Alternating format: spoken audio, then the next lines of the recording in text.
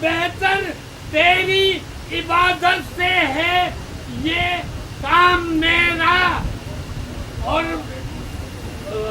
کہ بہتر کام ہے سنو کرتا ہوں میں لعنت ابو طالب کے دشمن پر، اور ابو طالب سے وجہ دشمنی کیا تھی کبھی سوچا ان کے کہ ابو طالب سے وجہ دشمنی کیا تھی کبھی سوچا؟ ابو طالب نے پالا تھا محمد کو حفاظت سے، ابو طالب نے پالا تھا محمد کو حفاظت سے، اور آخری شعر ابو طالب نے پالا تھا محمد کو حفاظت سے، نہ آیا کچھ سمجھ میں کفر کا فتویٰ لگا ڈالا، نہ آیا کچھ سمجھ میں کفر کا فتویٰ لگا ڈالا، ارے نبی سے دشمنی تھی اور لیا بدلا امامت سے، نعرہ حیدری محمد وآل محمد صلوات.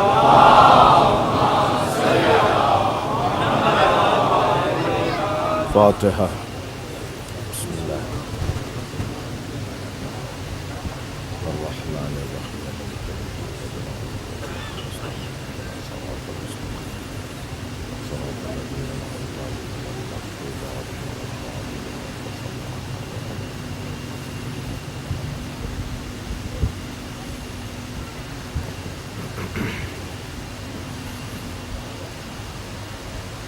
عظمت کہنے والے محمد بلندر صلوات. ادھر دیکھیے آپ، ادھر دیکھیے آپ.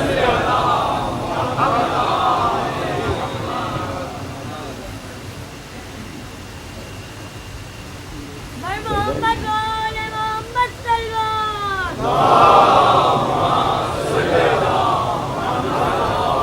اعوذ باللہ من الشیطان الرجیم. بسم اللہ الرحمن الرحیم. الحمد للہ الذی لا یبلغ مدحتہ القائلون ولا یحصی نعماءہ العادون ولا یعدی حقہ المجتہدون. الذي ليس لصفته حد محدود ولا نعت موجود ولا وقت معدود ولا أجل ممدود. فترى الخلائق بقدرته ونشر الرياح برحمته.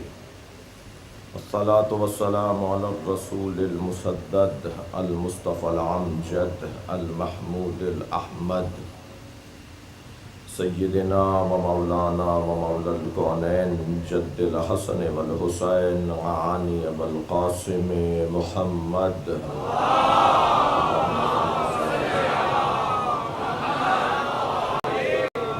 وآلہ الطیبین الطاہرین المعصومین الذین قال اللہ انما یرید اللہ لیذہب عنکم الرجس اہل البیت ویطہرکم تطہیرا.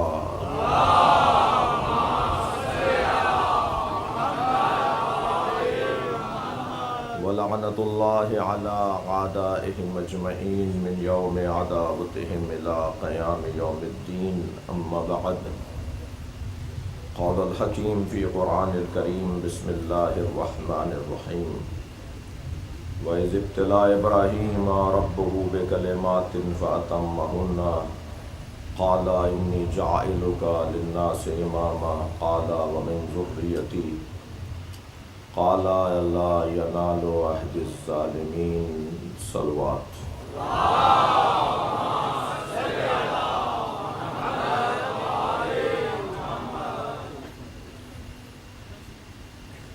سورہ مبارکہ بقرہ کی 147ویں آیہ کریمہ اللہ اپنے اس کلام میں عقیدہ امامت کو بیان کر رہا ہے.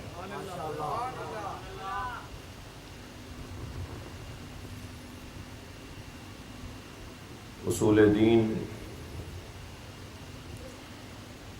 جس کے مطابق پھر فروعات دین کا تصور سامنے آئے گا اور جن کے مطابق پھر اخلاقیات اور سماجی انصاف پر گفتگو ہوگی۔ گھریلو مسائل اور تمام تر معاشرتی الجھنوں کا حل اگر ملے گا تو وہ نظریات کی بنیاد پر ملے گا۔ آئیڈیالوجی، تصور کائنات، سوچ، فکر انسان کے اعمال کی ضمانت فراہم کرتی ہے۔ ہر شخص اپنے نظریے کے مطابق ایکٹ کرتا ہے، عمل انجام دیتا ہے، کچھ کر کے دکھاتا ہے۔ اس کائنات کو کون کس دید سے دیکھتا ہے؟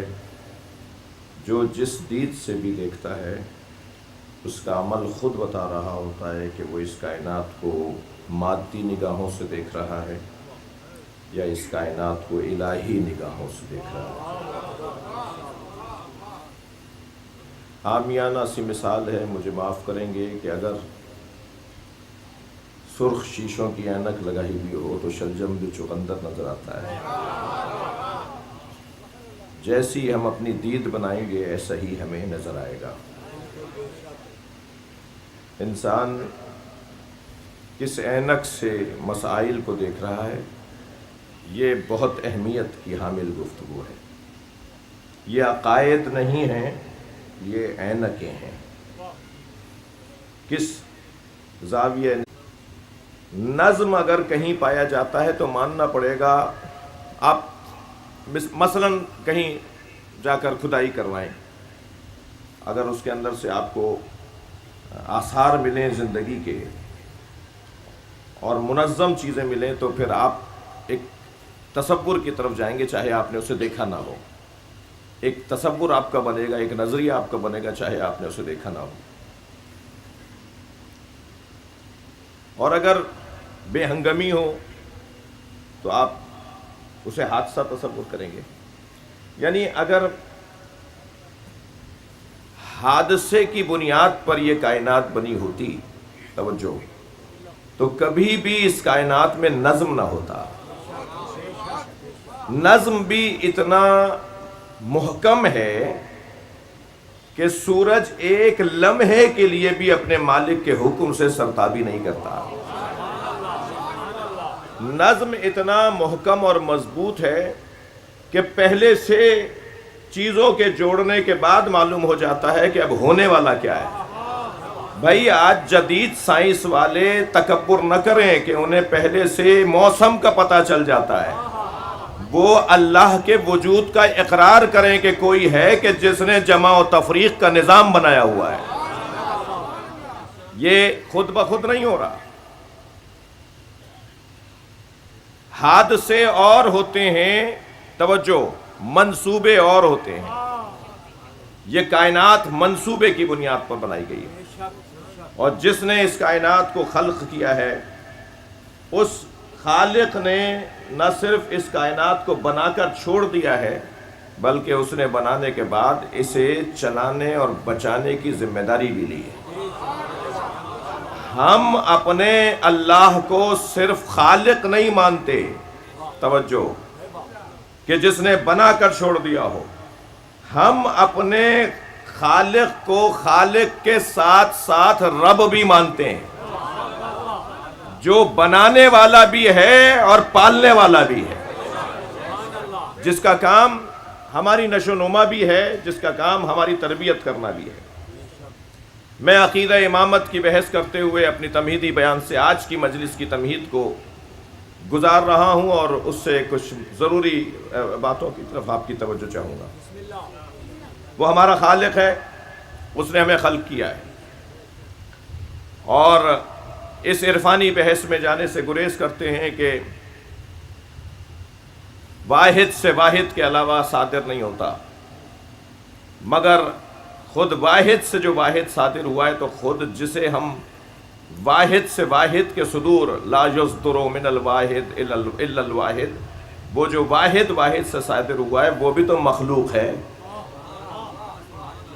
یعنی میرے اور آپ کے مخلوق ہونے میں کتنا بڑا اعزاز ہوگا کہ جب محمد جیسا وجود اللہ کی مخلوق ہے، جب علی جیسا وجود اللہ کی مخلوق ہے۔ مرحلے پر یہ ساری الجھنیں انہوں نے ایک جملے میں دور کر دیں، نَدِّلُونَا عَنِ الرُّبُوبِیَّہ اجعلونا مخلوقین، ہمیں رب نہ بولو، پھر قولوا ما شئتم۔ البتہ کچھ افراد ایسے بھی ہمیں ملتے ہیں کہ جب ہم ان احادیث کو اور ان مفاہیم کو بیان کرتے ہیں تو یہاں تک بھی ان کے لیے قابل ہضم نہیں ہوتا، اور وہ کہتے ہیں کیا مطلب ہے کہ پھر نبی بول دیں، کیا مطلب ہے کہ اللہ نہیں بولیں پھر انہیں مثال کے طور پر معاذ اللہ فرشتہ بول دیں۔ یہ دوسری احادیث اس حدیث کی تشریح کریں گی، جیسے ایک آیت دوسری آیت کی تفسیر کرتی ہے ایسے ہی احادیث کی بھی تفسیر کرتی ہیں۔ ہمیں بہت سارے مفاہیم کو، اچھا جیسے جیسے میری معلومات بڑھتی چلی جائے گی میری سوچ وسیع ہوتی چلی جائے گی، جیسے جیسے میری معلومات میں اضافہ ہوگا میرے نظریات مضبوط ہوتے چلے جائیں گے، اور ایک طرف ہے اور کوئی ایک بات سننے کے بعد نظریہ بنانے والے یقیناً بند گلی کا شکار ہو جاتے ہیں۔ تو وسیع علم کی ضرورت ہے، علم کو اور وسیع کرنے کی ضرورت ہے، تبھی مسلسل طالب علم رہنے کا جذبہ عطا کیا ہے۔ بڑے سے بڑا انسان بھی اپنے آپ کو کچھ نہ سمجھے بلکہ طالب علم سمجھے، یہ اس کا ہنر ہے۔ اور میری اور آپ کی تو کوئی حیثیت ہی نہیں ہے، ہم تو کچھ ہیں ہی نہیں، جنہیں اللہ نے خلق کرنے سے پہلے علم دیا تھا۔ الرحمن علم القرآن خلق الانسان علمہ البیان، جس اللہ نے پہلے انسان کو قرآن کی تعلیم دی ہے پھر انسان کو خلق کیا ہے، وہ کون سا انسان ہے جس نے قرآن پہلے پڑھا ہے اور دنیا میں بعد میں آیا ہے؟ صلوات پڑھے ذرا محمد و آل محمد۔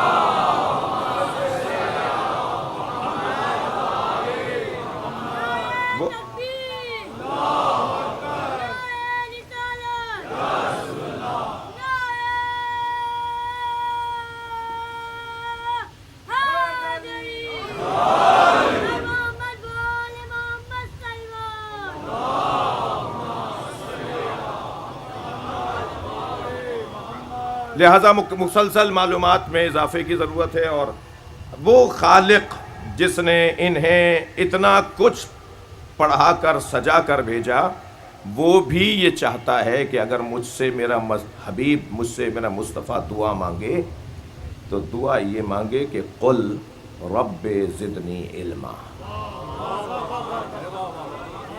یا اللہ میرے علم میں اضافہ فرما۔ اللہ کو اچھا لگتا ہے مانگنا، تو ویسے ہی اللہ کو اچھا لگتا ہے۔ واحد ذات ہے، وحدہ لا شریک ذات ہے، جو مانگنے پر اور خوش ہوتا ہے اور راضی ہوتا ہے اور دروازے کھول دیتا ہے، عطائیں بڑھنے لگتی ہیں۔ اور یہ بڑا موٹا سا فرق ہے مخلوق اور خالق میں۔ مخلوق سے جتنا مانگیں گے دروازے بند ہوں گے۔ ایک مرتبہ مانگ لیا بڑے چاؤ سے محبت سے دے دیں گے، دوسری دفعہ مانگنے جائیں گے تو پھر پریشانی بڑھے گی، تیسری دفعہ تو کہیں گے کہہ دو ہم گھر پہ ہی نہیں ہیں، چوتھی دفعہ تو پھر بدتمیزیاں بھی شروع ہو جائیں گی، پانچویں دفعہ تو تعلقات ختم ہو جائیں گے، چھٹی دفعہ تو شاید مرنے میں بھی نہیں جائیں گے۔ یعنی مخلوق سے جتنا زیادہ مانگیں گے اتنا دروازے وہ بند کرتا چلا جاتا ہے، اور خالق سے جتنا زیادہ مانگتے ہیں اتنے دروازے کھلتے چلے جاتے ہیں۔ اللہ سے مانگنے والا صلوات پڑھے ذرا محمد و آل محمد۔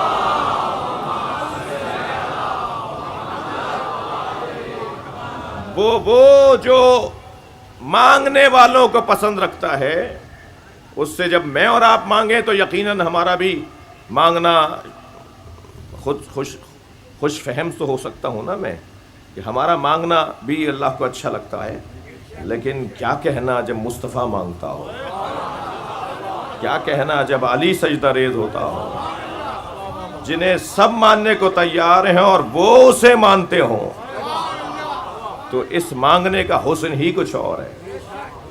اور جب اس رشتے کی طرف جائیں گے، یہ مانگنے اور دینے والے کے رشتے کی طرف، جس کو عبدیت کا رشتہ کہا جاتا ہے، جس کو معبود اور عبد کا رشتہ کہا جاتا ہے، تو پھر سرکار دو جہاں کی ذات میں ہمیں وہ وحدت نظر آتی ہے، وہ یکتائی نظر آتی ہے کہ اللہ جس کی ابدیت سے، توجہ چاہوں گا، جس کی ابدیت سے اتنا راضی ہو جائے کہ اسے عبد بولنے کے لیے معراج پر بلائے۔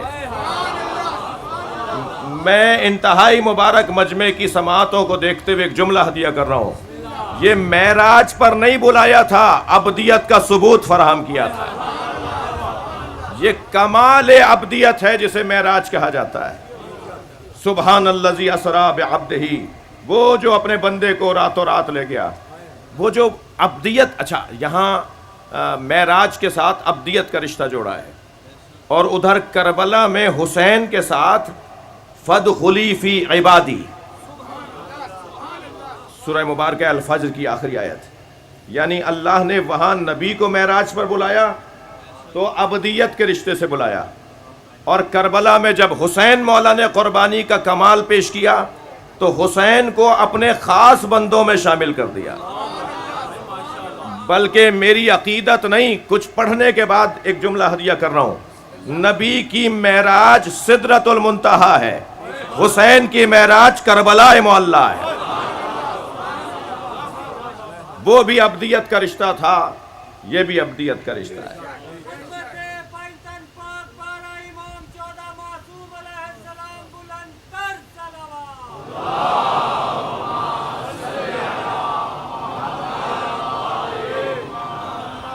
وہ جو خالق ہے ہمارا، وہ ہمارا رب بھی ہے، اور جو رب ہے، جو خالق ہے، پھر حق اسی کا ہے کہ عبادت بھی اسی کی ہو، جس نے پال دیا، یعنی توحید ذات، توحید صفات، توحید افعال اور توحید عبادت۔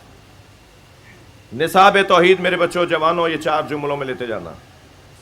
اللہ کے بارے میں سب سے پہلے توحید ذات، پھر توحید صفات، وہ صفات اور ذات دو علیحدہ تصور نہیں ہے۔ توحید افعال، وہی کرتا ہے، وہی کہتا ہے، اسی کے ہاتھ میں اختیار ہے، توحید افعال۔ پھر جب اس کی ذات بھی توحید، جس کی صفات بھی اسی کی، اعمال اور افعال بھی اسی کے، تو پھر عبادت کسی اور کی نہیں ہوگی۔ لہٰذا پھر توحید عبادت کا دائرہ اور عنوان شروع ہو جائے گا، یعنی اس کے علاوہ کسی اور کی عبادت نہیں۔ اور وہی اللہ، توجہ چاہوں گا، شاید یہاں مجھے ایک صفحہ تبدیل کرنے کی ضرورت ہے، وہی اللہ کہ جس نے عبادت میں خود کو وحدہ لا شریک رکھا ہے، اور اس کے خاص بندوں نے یہی سمجھا ہے کہ اس کے علاوہ کسی اور کی عبادت نہیں کرنی۔ وہ اللہ اپنی توحید منوانا ہی نہیں چاہتا بغیر مصطفیٰ کے، لہذا سورے کا آغاز هو اللہ احد سے نہیں ہوتا، قل هو اللہ احد سے ہوتا ہے۔ اگر وہ چاہتا تو سورے کا آغاز هو اللہ احد سے ہو جاتا، وہ اللہ احد ہے۔ اگر ان پہ چھوڑو گے کہ اللہ کیا ہے، اگر اس مخلوق پہ چھوڑو گے کہ اللہ کیا ہے، تو اس مخلوق نے تو پہلے خوب بتایا ہے کہ اللہ یہ کیسے کیسے مان لیتا ہے۔ یہ تو ہر باکمال کو اللہ مان لیتا ہے، اور پھر خود ہی پشیمان ہو جاتا ہے، اور پھر خود ہی نادم ہو کر اپنے ہاتھ سے اپنے بنائے ہوئے اللہوں کو توڑ دیتا ہے۔ صبح کا بنا ہوا اللہ شام کو ٹوٹ جائے تو وہ اللہ کہاں رہا؟ اللہ کے انتخاب میں غلطیاں اس بشر نے اتنی زیادہ کی کہ کہیں اور دور نہ جائیے، خانہ کعبہ میں ہی 300 سے زیادہ انہوں نے بت رکھے ہوئے تھے۔ اگر سرکار نے فرمایا ہوتا میرا اللہ مان لو تو فوراً مان لیتے، اس لیے کہ اللہ ماننے میں تو یہ غنی تھے۔ سرکار نے یہ کب کہا میرا اللہ مان لو؟ سرکار نے کہا پہلے سارے الہوں کا انکار کرو، پہلے کہو لا الہ، پہلے انکار کرو سارے اللہوں کا، الہوں کا، پھر کہو الا اللہ۔ یہ جو بشر کا مزاج ہے نا، یہ مزاجن خاموش، نہ ٹوکنے والا، نہ بولنے والا، بس دکھائی دے کہ یہ بڑا ہے، اسے بہت عزیز رکھتا ہے، لیکن اگر کوئی ٹوکنے والا بڑا ہو، آج ظاہراً صبح کی مجلس میں ہم نے ایک جملہ کہا، یا معاف کیجیے گا کل رات کی مجلس میں، بقیت اللہ ڈیفینس کی مجلس میں، کہ ہمیں یہ اعزاز حاصل تھا کہ ہماری برادری میں یتیم خانے ناکام تھے۔ جی میں ہرگز کسی کو مد نظر رکھ کر بات نہیں کر رہا، لیکن پورے پاکستان میں 3 سے زیادہ یتیم خانے نہیں تھے آپ کے پاس، اور وہ تینوں بھی جتنی گنجائشیں تھیں اس کے تو آدھے بھی کامیاب نہیں تھے۔ یہ بہت اچھی بات تھی، یتیموں کو یتیم خانے پالیں، چاچا کیوں نہیں پالتا، ماموں کیوں نہیں پالتا، فلاں عزیز کیوں نہیں پالتا؟ یہ تربیت جتنی وہ خونی رشتہ دار کر سکتا ہے کوئی اور نہیں کر سکتے۔ اور معاشرے میں جتنا فساد یتیموں نے پھیلایا ہے اس کی ایک تاریخ بنے گی۔ البتہ یہ یاد رہے کہ جتنی خدمت یتیموں نے کی ہے اس کی بھی تاریخ ہے۔ معاشرے میں کامیاب ترین افراد بھی یتیم ہیں اور فسادی ترین افراد بھی یتیم ہیں۔ اس کی وجہ ہے کہ سارا مسئلہ تربیت کا ہے۔ آپ نے اگر تربیت کا نظام اپنے ہاتھ میں نہیں لیا، تربیت آپ کے ہاتھ میں نہیں ہوئی، تو آپ اسی بچے سے توقع رکھیے کہ وہ فساد پھیلائے گا۔ جی صدام بھی یتیم تھا، خمینی بھی یتیم تھے، بچپنے میں 4 سال کی عمر میں، 3 سال کی عمروں میں ان کے والد کا انتقال ہو گیا۔ اب کون سی چیز ہے کہ جو ایک یتیم کو تو فسادی بنا دے اور ایک یتیم کو مصلح بنا دے؟ وہ سارا مسئلہ تربیت کا ہے۔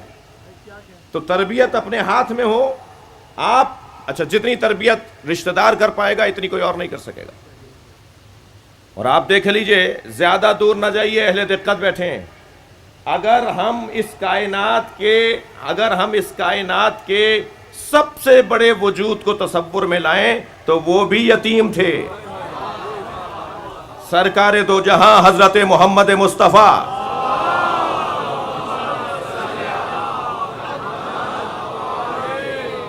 وہ بھی یتیم تھے۔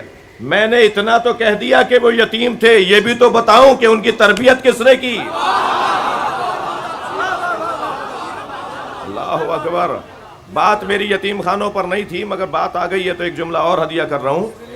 یتیم خانوں کے دیواروں پر اور اندر جو ہے وہ اہم جگہوں پر ایک حدیث لکھی جاتی ہے، انا وکافل الیتیم کا ہاتین فی الجنہ۔ سرکار فرما رہے ہیں میں اور یتیم پالنے والا جنت میں ان 2 انگلیوں کی طرح، جیسے دونوں ساتھ ساتھ ہیں نا، ایسے اشارہ فرمایا تھا، ہاتین ایسے اشارہ فرمایا سرکار نے بلا تشبیہ۔ میں اور یتیم پالنے والا جنت میں ان 2 انگلیوں کی طرح ساتھ ساتھ رہیں گے۔ نبی فرما رہے ہیں کہ میں مصطفیٰ اور یتیم پالنے والا جنت میں ان 2 انگلیوں کی طرح ساتھ ساتھ رہیں گے۔ میں اور یتیم پالنے والا جنت میں ان 2 انگلیوں کی طرح ساتھ ساتھ رہیں گے۔ جو امت کا عام یتیم پالے وہ تو مصطفیٰ کے ساتھ ہو، اور جو مصطفیٰ کو پالے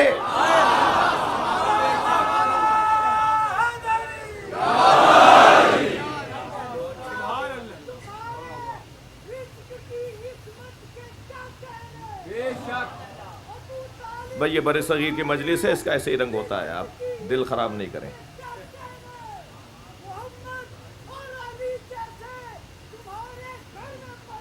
واہ،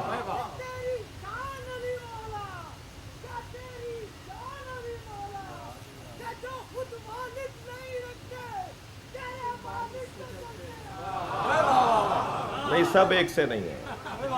صلوات پڑھیے ذرا محمد۔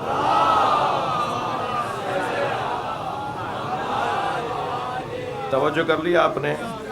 بات اصل میں یہ کر رہا تھا کہ اللہ خالق ہے اور اللہ مربی ہے، اللہ تربیت کرنے والا ہے۔ تو وہ جو تربیت کرنے والا ہے اس نے کوئی نظام بنایا ہے، اس نے کوئی سسٹم بنایا ہے؟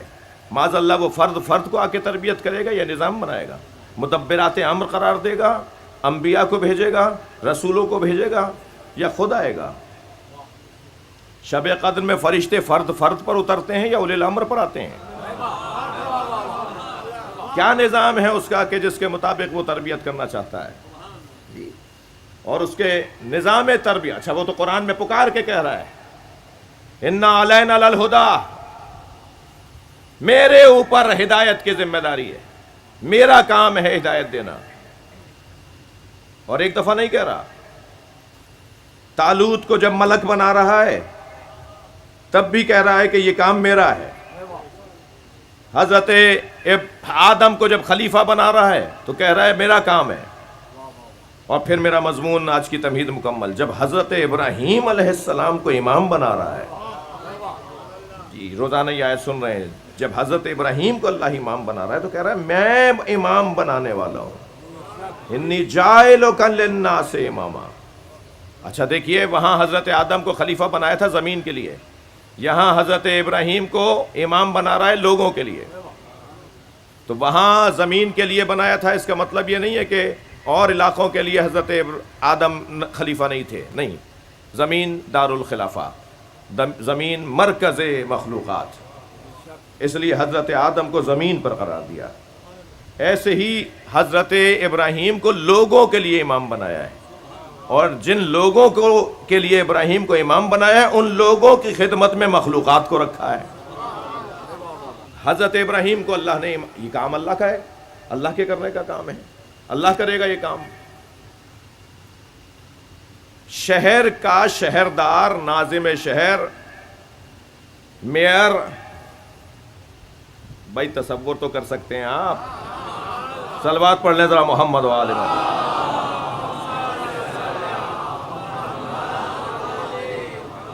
جی اس پورے ملک کی بہتری کے لیے صلوات پڑھیں.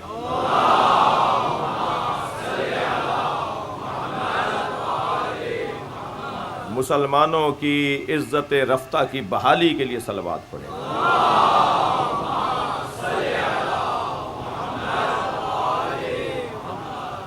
شہر کا میئر اگر شہر چھوڑ کر جائے گا تو کیا پورے شہر کے جمعدار کسی کو میئر بنائیں گے؟ ان کا احترام رہے، خدمت گزار ہیں وہ، لیکن کیا پورے شہر کی صفائی کرنے والے کسی کو میئر بنائیں گے؟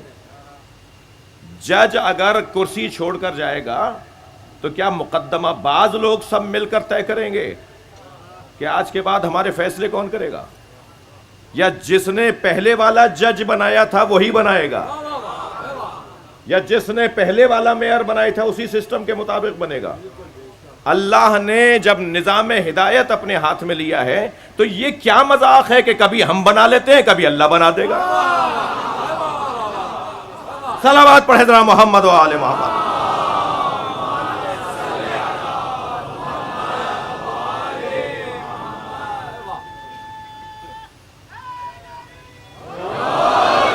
ہمیشہ نظام ہدایت اللہ ہی کے ہاتھ میں رہے. پروردگار عالم نے اس آیت کریمہ میں ذرا آیت کا لب و لہجہ ایک مرتبہ پھر دیکھیے.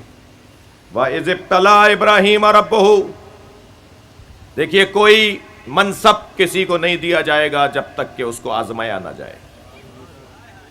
اللہ کا یہ نظام ہے، اس کا سسٹم ہے، اس کی سنت ہے، اس کا طریقہ ہے کہ کسی کو کوئی منصب دیا جائے گا تو اسے آزمایا جائے گا. کیا یہ کہہ دینا کہ آمنا، ہم ایمان لے آئے، وَهُمْ لَا يُفْتَنُونَ، اور تمہیں آزمایا نہیں جائے گا؟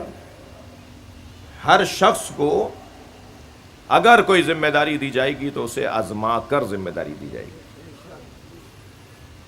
وہ جو آزمائش ہے اس کی، توجہ ماشاءاللہ، وہ جو آزمائش ہے اس کی، وہی تو لے گا نا کہ جو منصب دینا چاہتا ہے. عوام آزمائش نہیں لے گی، لوگ آزمائش نہیں لیں گے، امت آزمائش نہیں لے گی، اللہ آزمائش لے گا.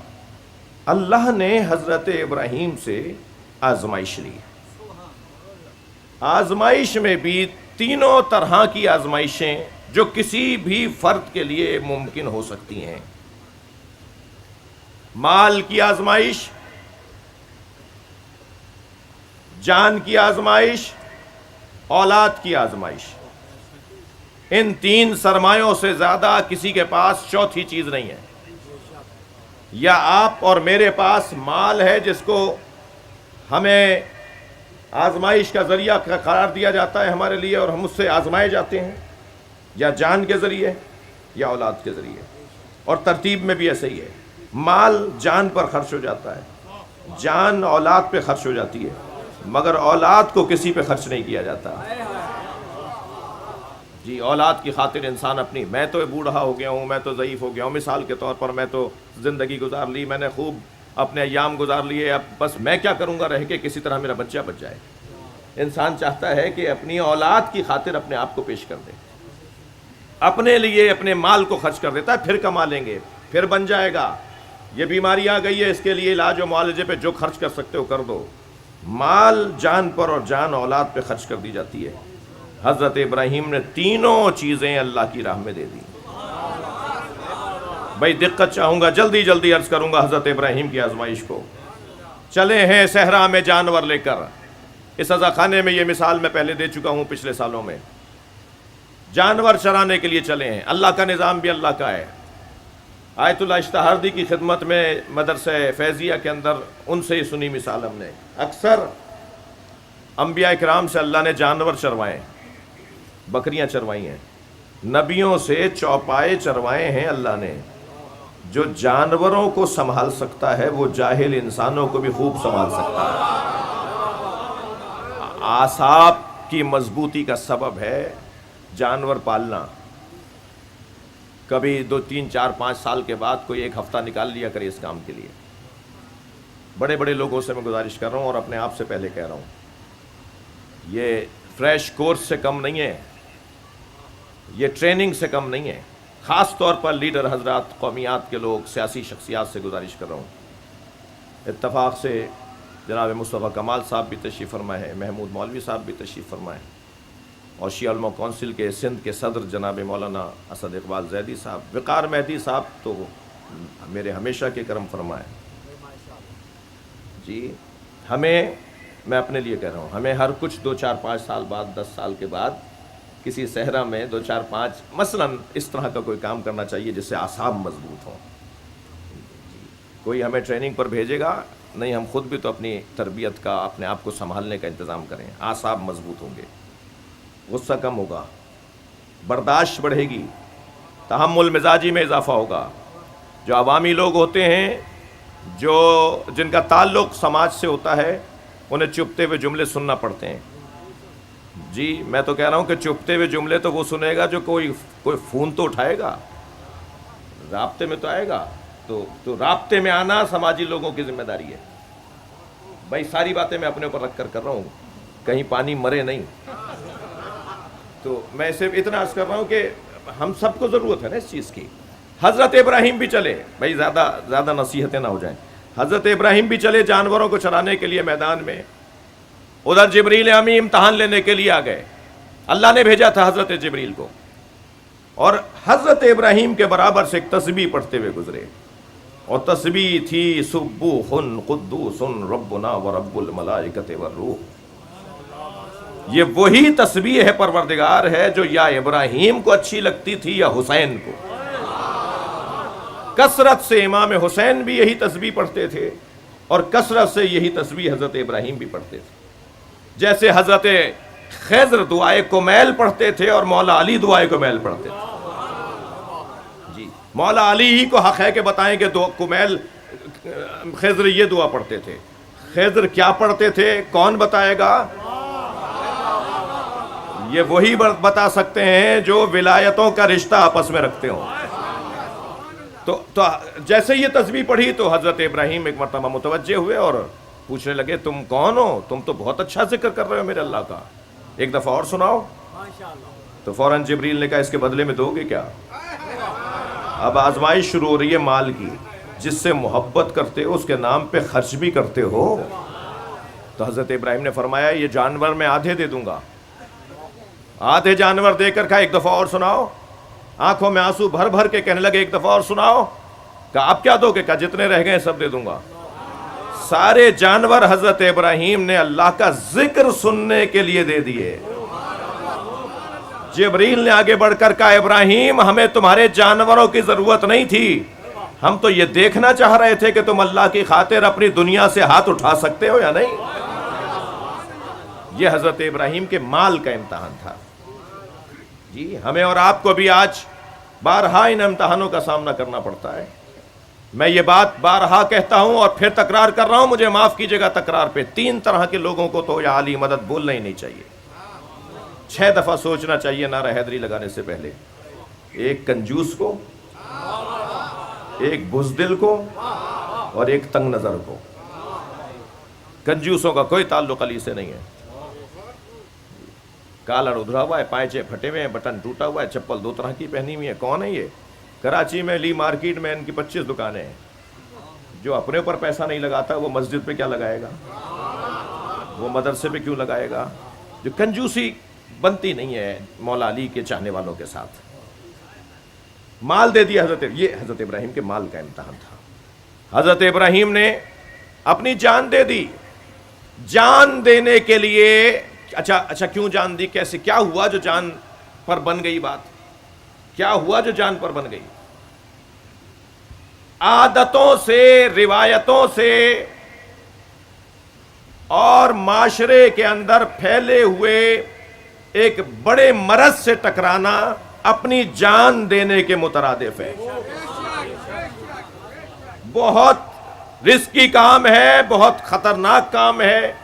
اگر آپ معاشرے کے کسی بڑے مرض سے ٹکرا رہے ہوں, معاشرے کی اصلاح کرنا چاہتے ہوں, اور معاشرے کی اصلاح میں معاشرے کی اس سے بڑی اور کیا برائی ہوگی کہ سارا معاشرہ بت پرست ہو جائے.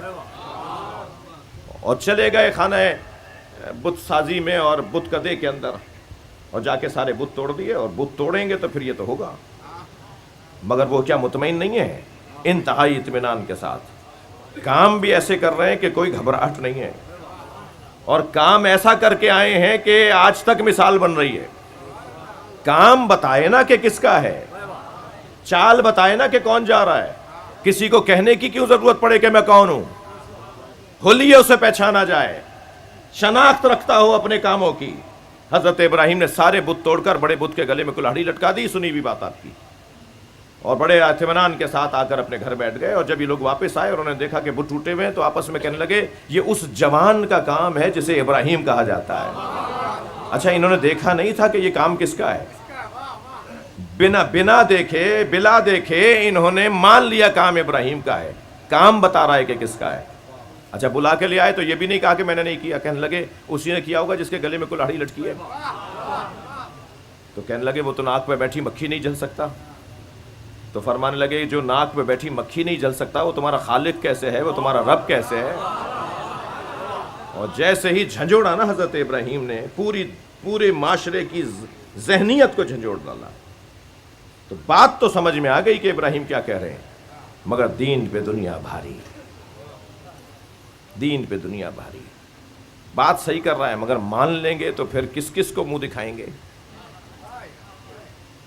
عزیز مصر کو پتا تھا میری زوجہ غلط کہہ رہی ہے, مگر پھر بھی حضرت یوسف کو زندان میں ڈال دیا. دین پہ دنیا بھاری. میں یوسف کو زندان میں ڈال دوں گا, اور اگر میں نے مان لیا کہ میری زوجہ غلط کہہ رہی ہے تو پھر میں برباد ہو جاؤں گا, میں رسوا ہو جاؤں گا. تو دین چاہے زندان میں چلا جائے مگر دنیا میری بچ جائے. یہ انسان کی پرانی کمزوری ہے. اصول چاہے زندان میں چلے جائیں, اقدار چاہے پامال ہو جائیں, دین چاہے زندان میں چلا جائے, اور وہ زندان میں جانے کے بعد ان تکلیفوں کا سامنا کرے, مگر کسی طرح میری دنیا عزیز رہے, میری دنیا بہتر رہے. یہی ہوا تھا, یہاں بھی یہی ہوا. مان رہے ہیں کہ ابراہیم صحیح کہہ رہے ہیں, مگر کیسے تسلیم کر لیں؟ کہا کسی طرح اسی کو آگ میں جلا دو. اب نتیجہ دیکھیے معاشرے سے ٹکرانے کا. معاشرے سے ٹکرانے کا نتیجہ کہ آگ میں جائیں گے ابراہیم. اور ابراہیم آگ میں گئے, کوئی پریشانی نہیں ہے, کوئی گھبراہٹ نہیں ہے.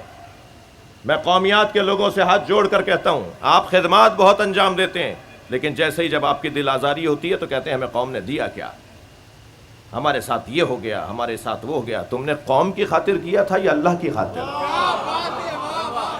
اگر اللہ کی خاطر کیا تھا تو مطمئن کیوں نہیں ہو؟ اور اگر بندوں کے لیے اور عوام کے لیے کیا تھا تو پھر تم شاید اپنی اصلاح کرو. یہ شرک کی ایک بہت خطرناک وادی ہے. یہ شرک کی ایک خطرناک وادی ہے کہ تم لوگوں کے لیے کام کر رہے تھے. تم اللہ کی خاطر کام کرو، اللہ خود ان لوگوں کو تمہارا مرید بنا دے گا. اور یہ قاعدہ حسین ابن علی کا دیا ہوا قاعدہ ہے. ہم محرم کی مرکزی کراچی کی مجلس کے اندر بیٹھے ہوئے ہیں، یہ قاعدہ امام حسین کا ہے. یا اللہ جس نے لوگوں کی خاطر تجھے چھوڑ دیا اسے نہ لوگ ملے نہ تو ملا. یہ امام حسین کی مناجات کے جملے ہیں. یا اللہ جس نے لوگوں کی خاطر تجھے چھوڑ دیا اسے نہ لوگ ملے نہ تو ملا، اور جس نے تیری خاطر لوگوں کو چھوڑ دیا اسے تو بھی ملا اور یہ لوگ بھی ملے. جسے تنہا کر دیا تھا اور تنہا کر کے مار دیا تھا، بتائیے آج اس کے ساتھ لوگ ہیں یا نہیں؟ دنیا حسین علیہ السلام بلند تر صلوات.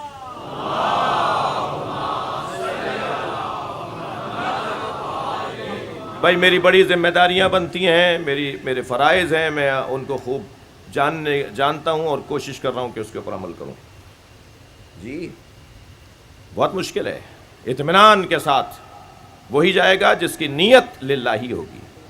اور جا رہے ہیں آگ کے اندر، کوئی انہیں پریشانی نہیں ہے، بڑے مطمئن قلب سلیم اور فہم سلیم کے ساتھ اور شعور کمال شعور کے ساتھ. اور جب جبریل نے آ کر پوچھا حل لک حاجت یا ابراہیم، اے ابراہیم کوئی حاجت ہے؟ آگ میں کوئی جلایا جا رہا ہو، کسی کوئی مار رہا ہو، کسی کو کوئی تیر مار رہا ہو، اور کوئی ایسے میں آ کے کہے کہ کوئی مدد کروں، تو اس سے زیادہ اور اچھا کون لگے گا؟ تو فرمایا اما الیک فلا، ہاں ہے مگر تم سے نہیں ہے. کہا پھر کس سے ہے؟ کہا اسی سے جس نے آنے کی اجازت دی ہے. کہا پھر بتا دو جا کے، اللہ کو بتا دیتا ہوں تمہاری حاجت کیا ہے. تو فرمانے لگے علمہ بحالی یغنی عن سوالی، وہ میرے حالات کو جانتا ہے، اب سوال کی ضرورت کیا ہے.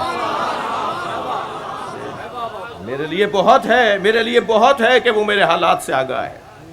اور آگ میں چلے گئے اور آگ ٹھنڈی پڑ گئی. یہ ابراہیم نے اپنی جان کا امتحان دیا. اور اب ایک ہی چیز رہ گئی ہے، وہ ہے اولاد.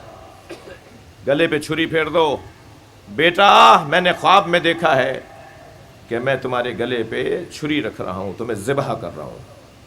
فرمایا بابا آپ وہی کیجئے جو آپ کو حکم دیا گیا ہے. بات ہوگی آگے کہ معصوم کا خواب بھی بیداری میں حکم کی طرح ہوتا ہے. یہ میرا اور آپ کا خواب نہیں ہے، مجھے معاف کیجئے گا، سوال آئے گا نا ذہن میں. آپ وہی کیجئے جو آپ کو حکم دیا گیا ہے. آپ مجھے صابروں میں پائیں گے، صابروں میں پائیں گے. خود بھی بہت بڑے صابر ہیں، اس کے باوجود انسان کامل بھی ہیں اور انسان اکمل ہیں، تو اس لیے ہی صابر بڑے ہیں. مگر کسی کا صابر ہونا لازمہ نہیں ہے کہ اس کی آنکھوں میں آنسو نہیں آئیں گے. لہٰذا آنکھوں پہ پٹی باندھ لی، بچے کے ہاتھ پیر باندھ دیے، چھری اتنی تیز کی کہ ایک جنبش کے اوپر گلا کٹ جائے، میرے بچے کو اذیت نہ ہونے پائے. وہ سارے کام جو آپ قربانی کے موقع پر ان آداب کا خیال رکھ رہے ہوتے ہیں، وہ حضرت ابراہیم نے اپنے بچے کو ذبح کرتے وقت ان ساری باتوں کا خیال کیا ہے. اور جب چھری چلا دی، چھری چل گئی، انہیں احساس ہو گیا کہ میرا بچہ ذبح ہو گیا ہے. تو پھر اب آنکھوں سے پٹی کھولی تو کیا دیکھا کہ دمبا ذبح ہوا ہے اور حضرت اسماعیل برابر میں کھڑے ہیں. تو کہا یا اللہ کیا میری قربانی قبول نہیں ہوئی؟ فرمایا ابراہیم وفدیناہ بذبح عظیم ان ھذا، اللہ اکبر، کتنا سخت امتحان تھا کہ خود اللہ کہہ رہا ہے ان ھذا، سورہ صافات، ان ھذا لہو البلاء المبین. بہت بڑی آزمائش تھی، کھلی آزمائش تھی. سلام علی ابراہیم، جی ابراہیم علیہ السلام پر سلام آ رہا ہے اللہ کی طرف سے. وفدیناہ بذبح عظیم، اور ہم نے اس قربانی کو ایک بڑی قربانی پر، عظیم قربانی پر، اس سے بڑی قربانی پر مؤخر کر دیا. جیسے علامہ اقبال کہتے ہیں اللہ اللہ بائے بسم اللہ پہ در، مانی ذبح عظیم آمد پہ سر. اقبال کی زبان میں قرآن کی یہ جو آیت ہے ذبح عظیم، کہ ہم نے اس قربانی کو ایک عظیم قربانی پر مؤخر کیا ہے، اسے وہ کہتے ہیں کہ ذبح عظیم کا معنی پسر علی ہے. علامہ اقبال کے دو مصرے سنائے نا میں نے آپ کو. اللہ اللہ بائے بسم اللہ پدر، مانیے ذبح عظیم آمد پسر. یہ جو ذبح عظیم کے معنی ہمیں دیکھنے ہیں تو ہمیں کربلا آنا ہوگا. ہاں وہاں ایک اسماعیل ہوگا اور یہاں 58 اسماعیل ہوں گے. 58 بنی ہاشم ہیں کربلا کے میدان میں. 18 تو مولا علی کے بیٹے ہیں اور ایسے ایسے کہ ان میں ہر فرد اپنی جگہ مکمل لشکر ہے. مکمل لشکر ہے. اصحاب بھی ایسے کہ جن کا تذکرہ کریں تو مکمل تاریخ پر ان کے اوپر لکھی جائے. حبیب ابن مطاہر، زہیر قین، مسلم ابن اوسجا. اللہ اکبر. مسلم کوفے میں ایک پنساری کی دکان سے خضاب خرید رہے تھے تو کسی نے پوچھا مسلم کیا لے رہے ہو، کیا لیا ہے؟ کہا میں اپنی داڑھی کو رنگین کرنے کے لیے خضاب لے رہا ہوں. کہا اس خضاب کی اب ضرورت نہیں ہے، حسین کربلا جا رہے ہیں. تو جیسے انتظار میں ہونا، نبی مکرم نے امام حسین کو وہ فہرست دی تھی جس میں شہداء کربلا کے نام تھے. سب تو مل گئے تھے امام حسین کو، جا کے بتایا اور سب تیار ہوئے اور سب کو معلوم تھا. جسے نہیں معلوم ہوتا تھا اسے تنہائی میں لے جا کر امام حسین بتاتے تھے کہ تمہارا مقام کیا ہے. ایک صحابی جن کا کربلا میں نام ہے اور وہ مل نہیں رہے ہیں، وہ ہیں زہیر قین. عثمانی العقیدہ بھی ہیں. انہیں ڈھونڈا ہے امام حسین نے.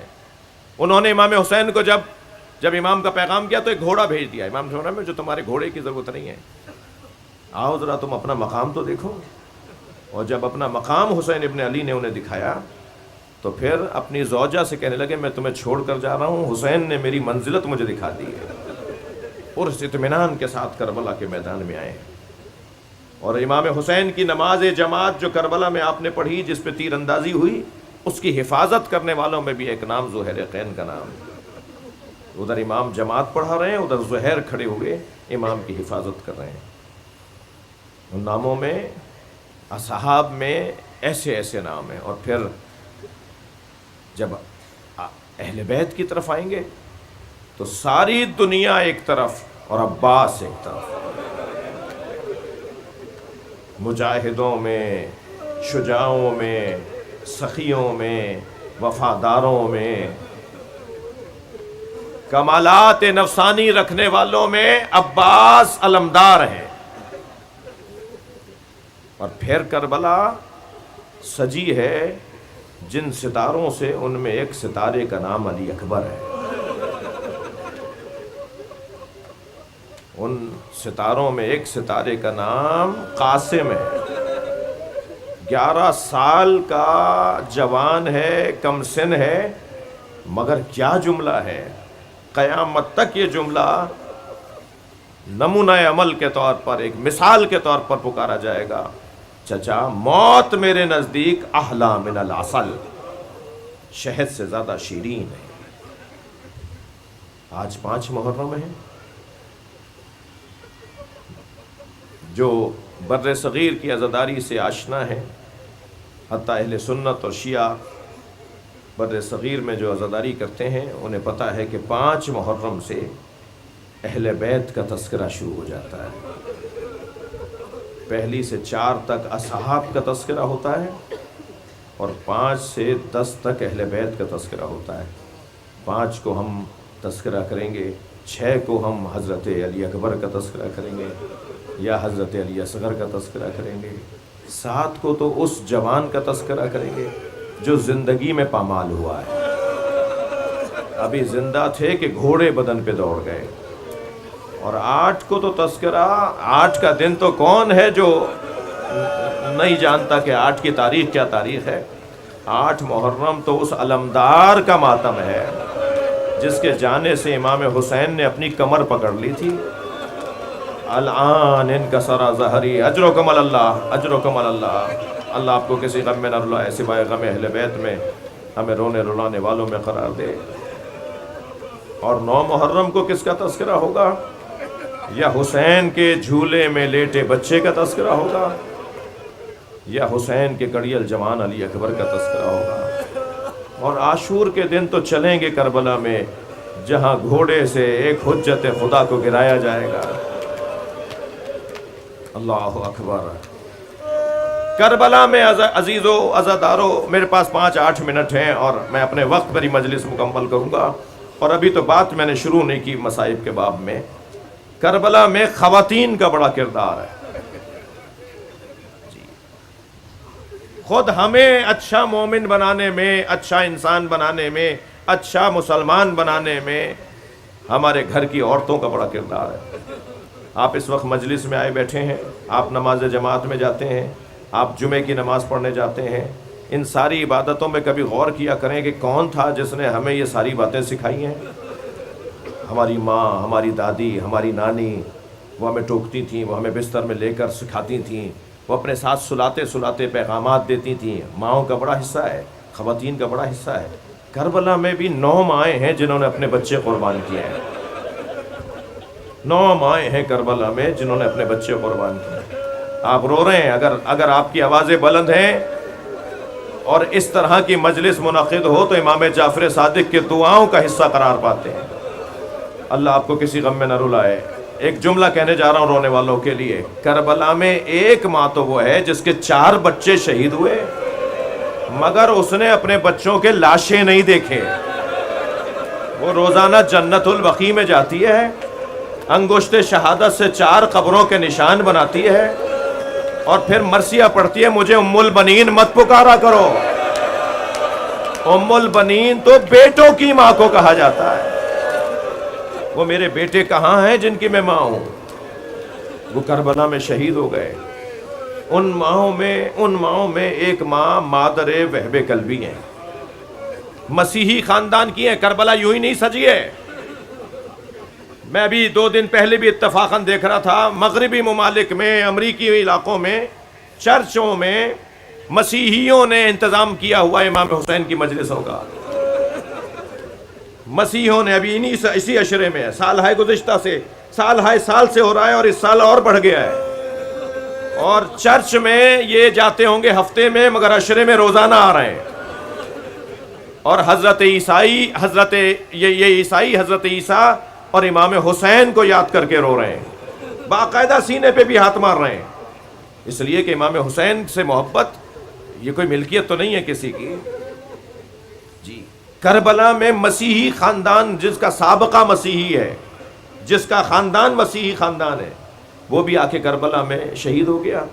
اور اس کی ماں کا حوصلہ دیکھیں گے آپ، جب وہب کلبی کا کٹا ہوا سر ایک ٹیلے پہ کھڑی دیکھ رہی تھی ماں کے میرے بچے کو ذبح کیسے کر رہے ہیں، پیر کانپ نہیں رہے تھے،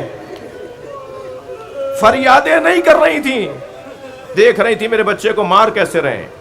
جب سر قلم کر کے وہ شخص بالوں سے سر کو پکڑ کر خیمہ گاہ کے قریب آیا تو اس نے دور سے اس طرف سر پھینکا جہاں اس شہید کی ماں کھڑی تھی۔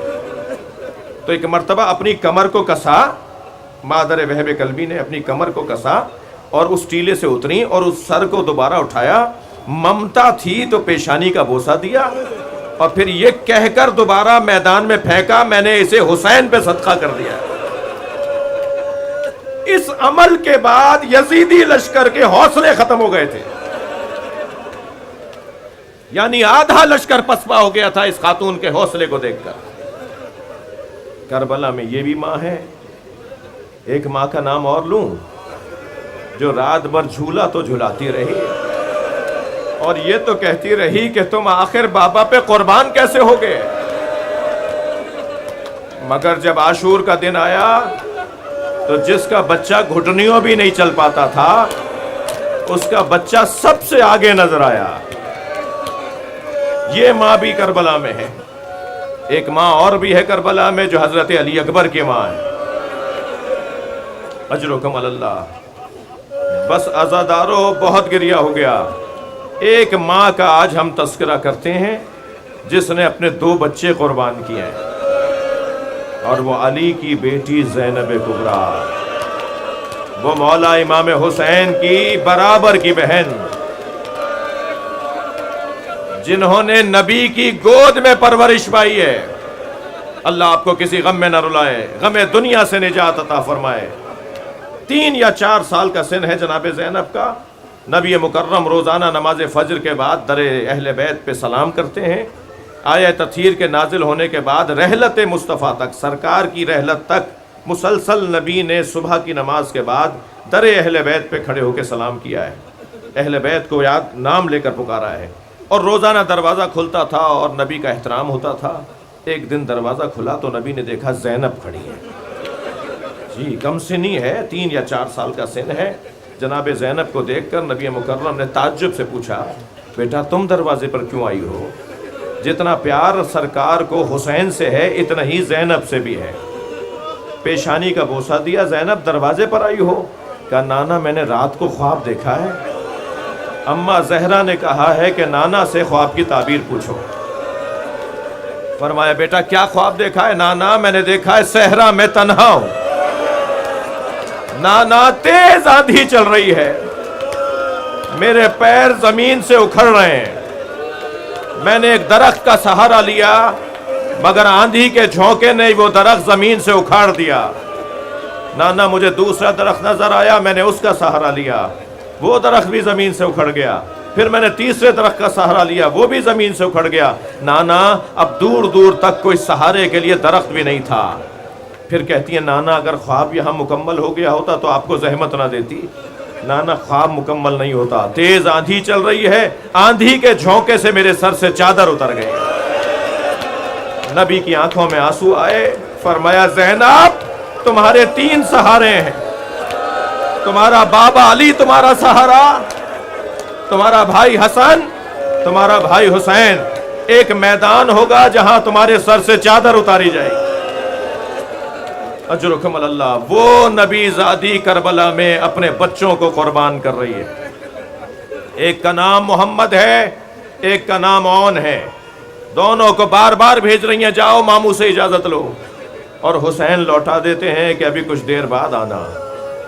اور پھر ایسا وقت آیا کہ بی بی نے آ کر کہا بھائی اگر کل قیامت میں ماں زہرا نے پوچھ لیا زینب میرا بچہ مارا گیا، اس کی حفاظت کے لیے تم نے کیا کیا؟ بھائی میرے بچوں کو اپنے پاس اپنی جانب سے بھیج دیجئے۔ اب دونوں بچوں کو تیار کر کے روانہ کیا، کم سن ہیں، زیادہ عمریں نہیں ہیں، میدان کربلا میں خوب جہاد کیا۔ اور جب بھیج رہی تھی نا جناب زینب تو فرما رہی تھی کہ ایسے لڑنا کہ پتہ چلے کہ علی کے نواسے ہیں، ہاں ایسے لڑنا کہ پتہ چلے جعفر طیار کے پوتے ہیں۔ یہ حضرت جعفر طیار کے پوتے ہیں، حضرت عبداللہ ابن جعفر طیار کے بیٹے ہیں، اور جناب زینب کے بچے ہیں، یعنی مولا علی کے نواسے ہیں۔ اور میر انیس نے تو 2 مصروں میں بھی اس منظر کو نظم کیا ہے، کہتی ہیں کہ تم کیوں کہو کہ شیر خدا کے ولی کے ہیں، فوجیں پکار اٹھیں کہ نواسے علی کے ہیں۔ تم مت بتانا کہ تم کون ہو، تمہارا انداز بتائے گا تم علی کے نواسے ہو۔ اور پھر جب میدان میں اترے ہیں تو دونوں بچوں نے جنگ کرتے کرتے نہر کی طرف رخ کیا۔ ابھی نہر کی طرف دونوں کی سواریاں گئی تھیں کہ ڈیہڑی پر آ گئیں جناب زینب۔ عباس میں نے سنا ہے یہ نہر پہ چلے گئے، بس دور سے آواز لگا دو کہ پانی نہ پینا، اس لیے کہ تمہارے ماموں پیاسے ہیں، خیمے میں بچے پیاسے ہیں۔